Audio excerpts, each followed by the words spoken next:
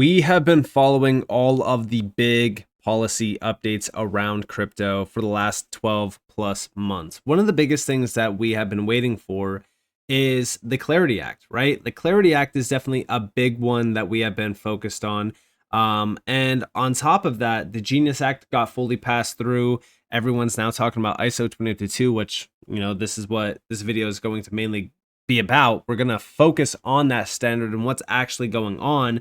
But also, if we just go back to the 21st, we did see that 65 crypto firms were urging Trump for action. This got posted from Coin Bureau, and we have about 65 crypto organizations are calling on President Trump to bypass Congress and direct federal agencies to immediately clarify digital asset regulations.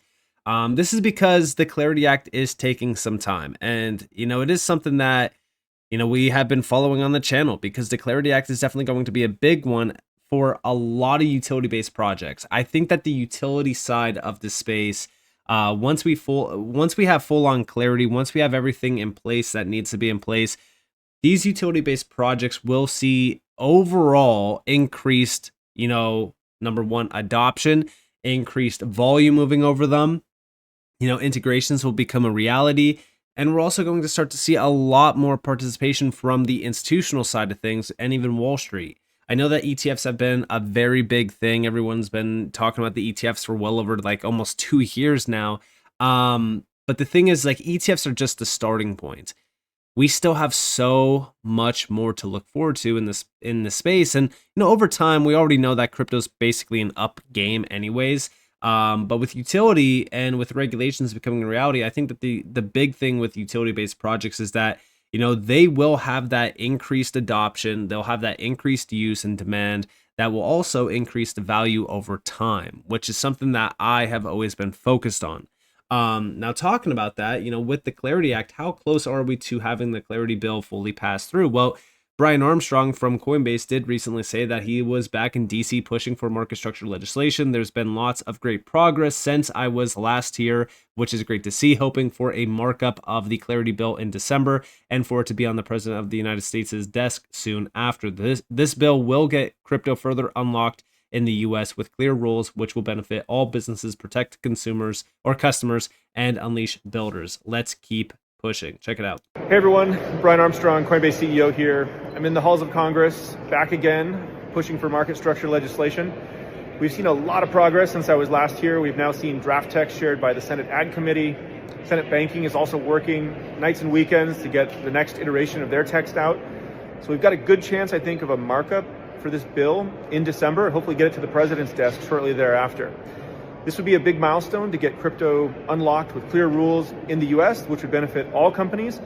But of course, Coinbase wants to be the top crypto company, so we're working hard on product in the meantime as well. And December 17th, we've got our product event, which you can tune on the live stream to see everything we've been building in the second half of this year. Thanks all of you for continuing to show up and contact your representatives and keep pushing for clear rules for crypto in the United States. We will keep doing our part here as well to try to make it happen. So yeah, listen, the way that I look at clarity is I think that we get clarity by the end of Q1 2026. That's always been my view here. I just think that, especially even with the recent shutdown, obviously it's ending. Well, it's basically ended now, but the main thing that I'm looking at is that was a huge delay, and it definitely delayed things quite a bit. But I just look at Q1 2026 being prime time for a lot of things, especially with clarity getting fully passed through. But the main thing that we're looking at is what these regulations and what policy does for utility-based projects, which just reinforces them. It allows for, easier use of these networks from public figures like, of course, banks, institutional players, even Wall Street. And it's not going to happen overnight, but we'll get there, which is very exciting. Now, I do want to quickly take a pause from the video just to give you guys an update that DCENT Wallet is having a Black Friday sale, 40% off right now from the 20th to the 3rd of December. If you guys do want to go and grab a DCENT Wallet to secure your crypto, you guys are more than welcome to by utilizing my links down in the description below. And also, maybe you already have a DCENT Wallet, you don't need another one.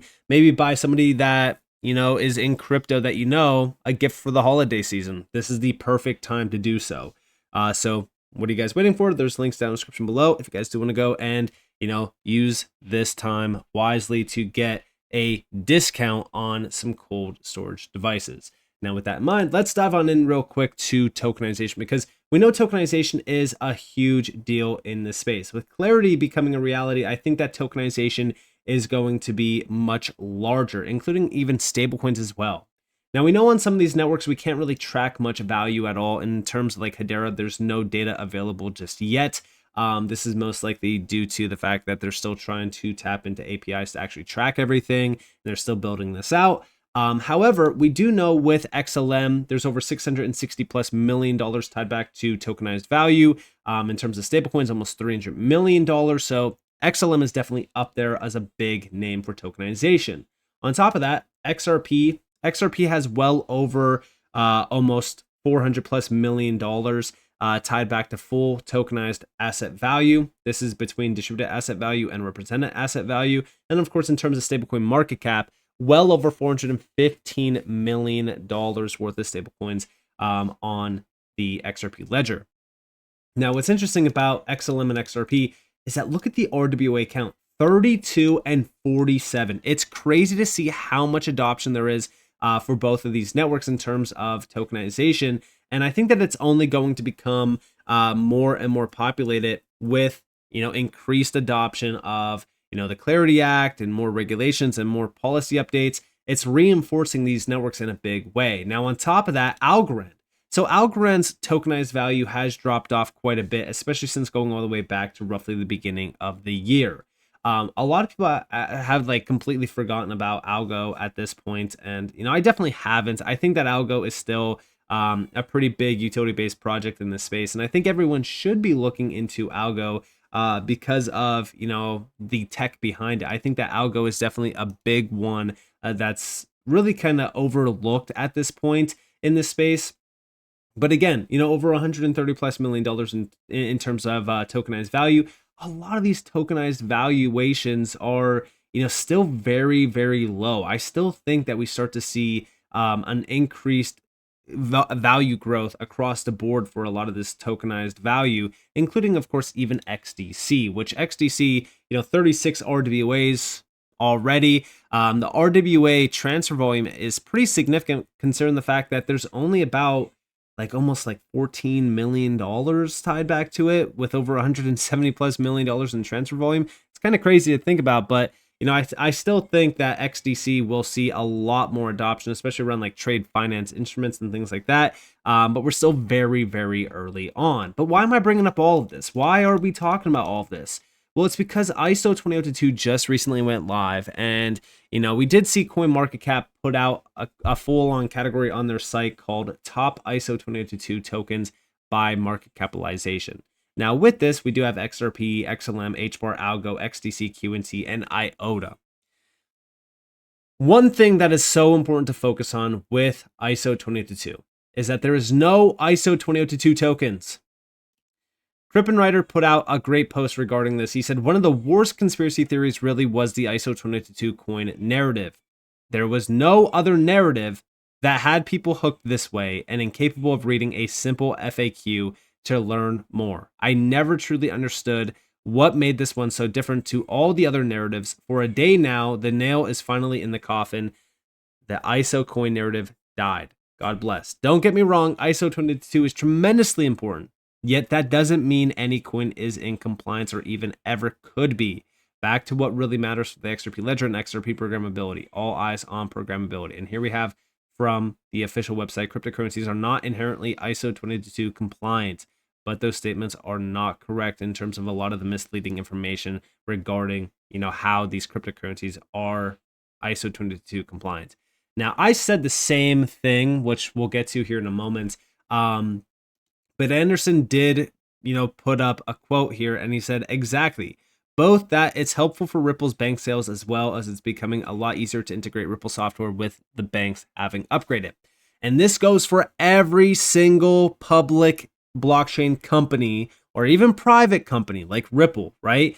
It goes for every company in this space that's trying to build out a bridge to the TradFi space or even just the traditional world with blockchain.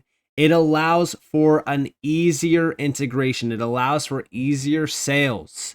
This is Bob Way, a Ripple employee, that, or at least I should say a previous Ripple employee that said that this transition is extremely helpful for Ripple's bank sales because every bank is now required to implement new technology.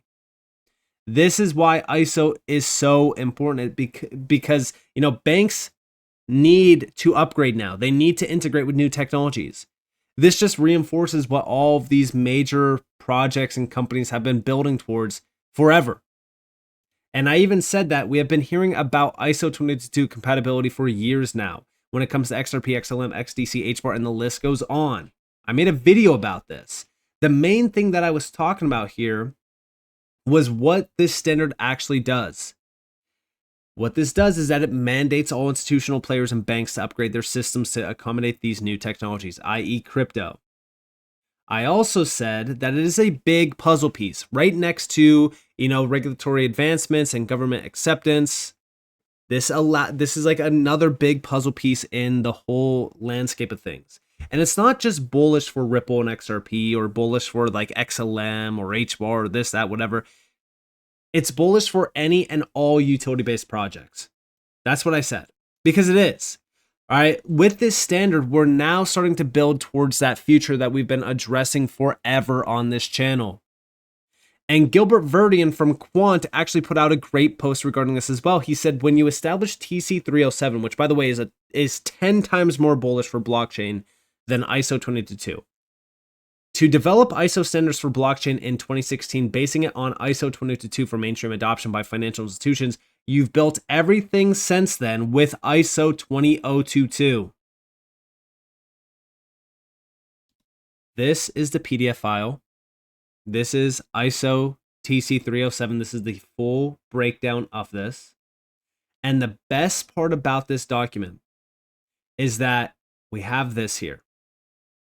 This was originally what Quant was. It was Remit. This is before Quant was even a thing.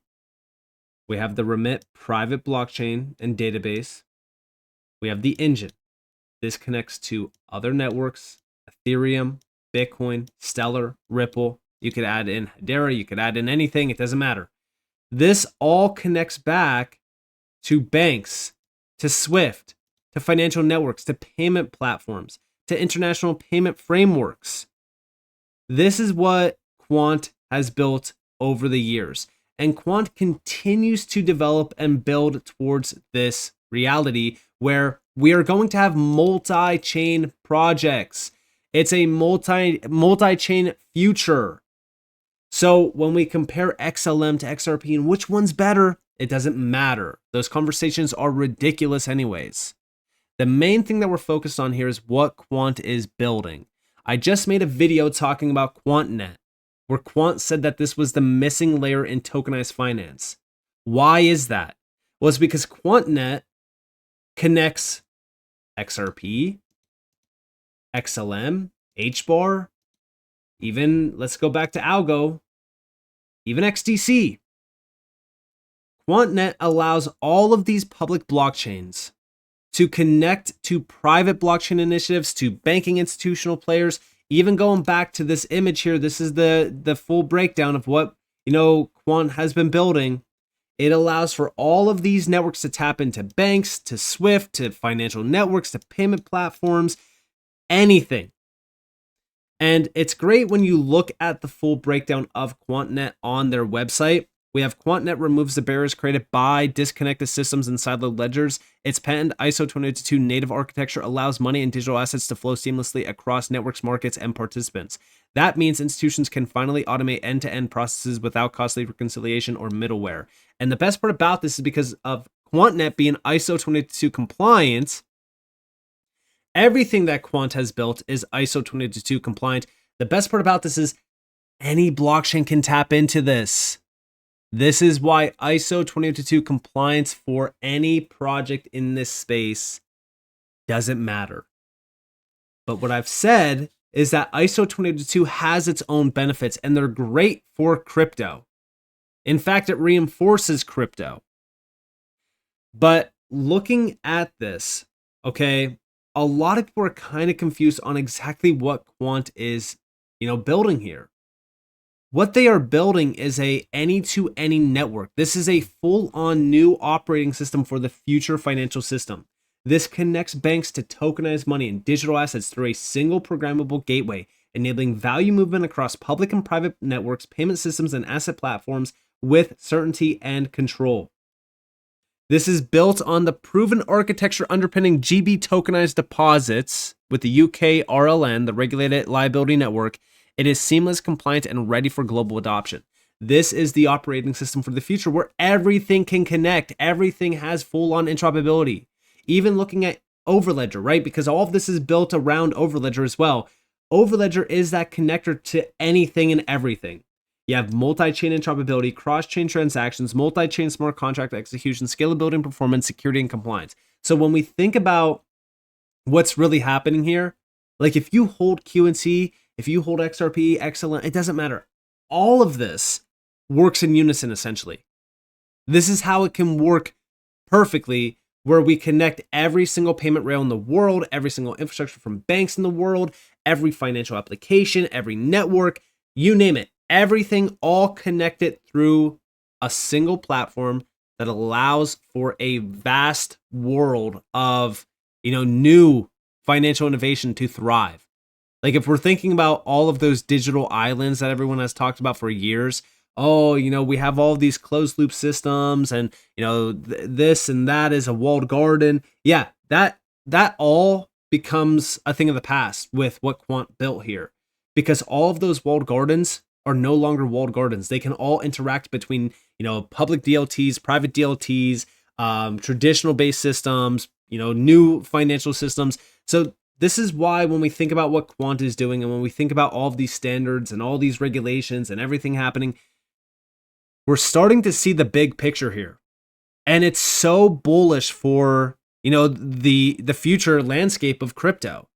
We have almost every single thing in place for blockchain to get mass adopted. But Quant is so important for this because ISO TC, like TC307 is probably the thing that almost everyone should have been focused on this entire time instead of talking about ISO 2022. Because TC307 is the standards for blockchain. It allows for the ease of adoption for blockchain. This is the standard.